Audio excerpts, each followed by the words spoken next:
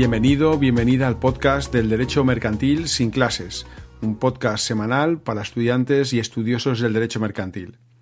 Mi nombre es Francisco González Castilla, soy profesor en la Universidad de Valencia y el episodio de esta semana se titula Cuestiones prácticas sobre el cheque y el pagaré de cuenta corriente. Vamos a comentar algunas características jurídicas del día a día de estos dos instrumentos de disponibilidad de los fondos que tenemos en nuestras cuentas corrientes.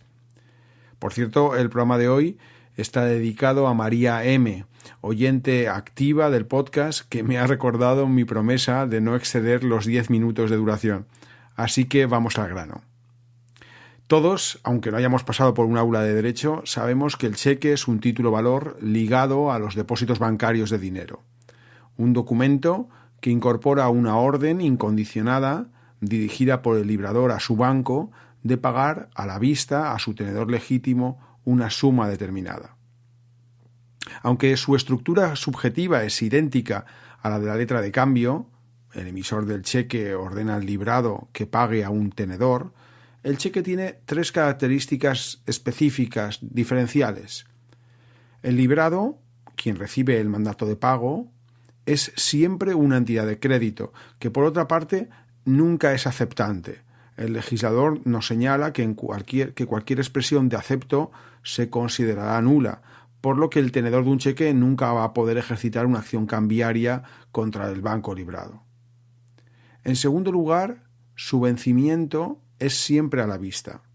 Esto es, cuando se presente al pago, incluso aunque se trate de un cheque postdatado, un cheque en el que se indique una fecha de emisión posterior. Finalmente, conforme a estas características, el cheque es un título de pago, un instrumento para disponer de los fondos que tiene el librador en su banco, un medio para pagar sin necesidad de entregar dinero en efectivo. También cualquier ciudadano sabe que la utilización del cheque está ligada al contrato de cuenta corriente. Para su regular emisión necesitamos tener fondos disponibles en el banco, ya sea como depositantes o como beneficiarios de un crédito, y además que se contemple en nuestro contrato de cuenta corriente la posibilidad de disponer de estos fondos mediante cheques, entregándonos la entidad de crédito un talonario a tal efecto. Pero la gran pega del cheque para muchos usuarios de los servicios bancarios es que solo te sirve para pagar al contado, en la medida en que es un título a la vista, y que para su regular emisión debes disponer de los fondos en el momento de su libramiento. Por eso es frecuente que el cliente solicite al banco un talonario de pagarés. Estos pagarés son formalmente muy parecidos a los cheques, con la diferencia de que en ellos existe un lugar para indicar la fecha de vencimiento futura, es decir, que se trata de títulos de crédito. Vamos a aprovechar estos minutos para examinar alguna de las cuestiones prácticas del funcionamiento de estos títulos valores propios del sistema bancario. En primer lugar, aunque cheques y pagarés de cuenta corriente sean formalmente muy parecidos, el rol jurídico del banco es muy distinto en ambos títulos. El cheque incorpora un mandato de pago dirigido al banco. En el caso del pagaré, nos encontramos con una promesa de pago que está domiciliada en la entidad de crédito. En el cheque, ese banco que aparece normalmente en la parte superior izquierda del talón es un auténtico librado cambiario que tiene una obligación legal de pagar, si hay fondos en la cuenta, tal y como señala el artículo 108 de la Ley Cambiaria y del Cheque Española. Mientras que en el pagaré de cuenta corriente, ese mismo banco que aparece impreso en la misma posición es solo un mandatario del firmante y la cuenta corriente de esa sucursal un mero domicilio de pago. En el cheque, la orden que hace el cliente al banco es irrevocable durante el plazo de presentación, 15 días en el caso de cheques emitidos en España y pagaderos en España. Por lo que, aunque su cliente se oponga al pago, el banco está obligado a pagar cuando el tenedor legítimo se lo entregue. Incluso la ley cambiaria especifica que si hay provisión parcial de los fondos, tiene que entregarle el dinero que exista, precepto que, por cierto, los bancos incumplen sistemáticamente en la medida en que si no hay fondos suficientes directamente no te abonan el cheque.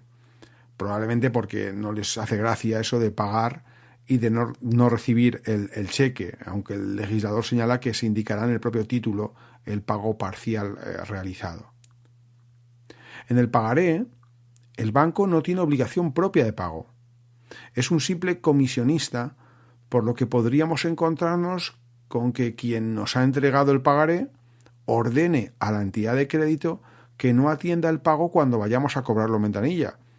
Y en ese caso no tendríamos acción ninguna contra el banco, independientemente de la responsabilidad que el firmante del pagaré tendría frente a nosotros.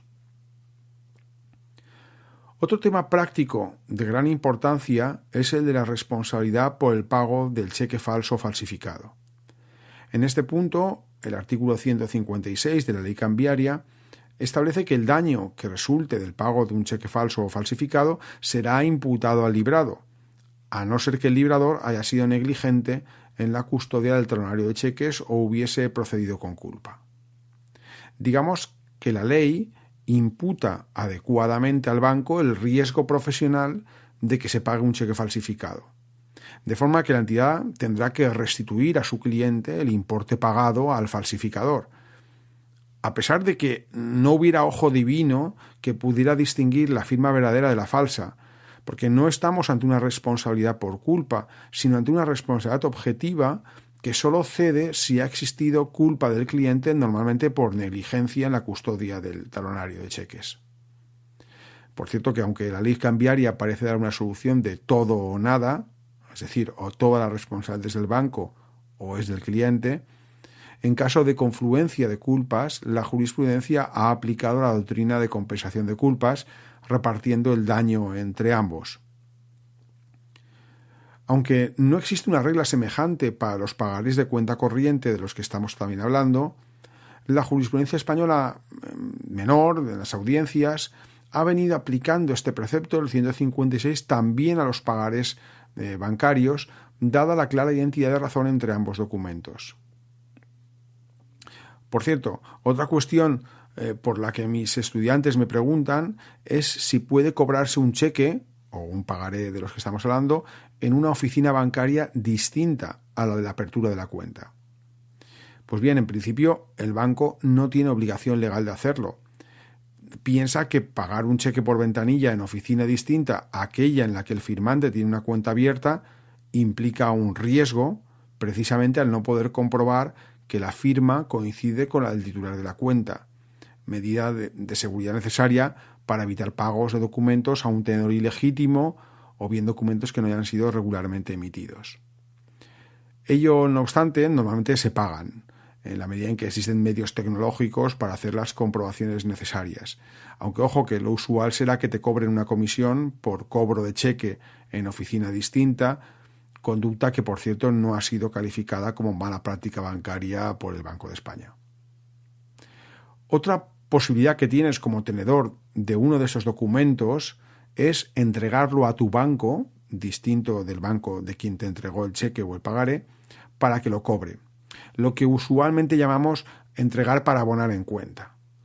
Pero ojo que aquí también hay que hacer distinciones. Puede que el banco tome el cheque en gestión de cobro, o bien, además de gestionar dicho cobro, que te abone su importe en la cuenta. En este segundo caso, el abono es condicional, esto es salvo buen fin. No adquiere firmeza hasta la verificación del pago. ¿Qué quiero decir? Lo que quiero decir es que el abono que te han hecho estará sujeto a la condición del cobro efectivo del cheque.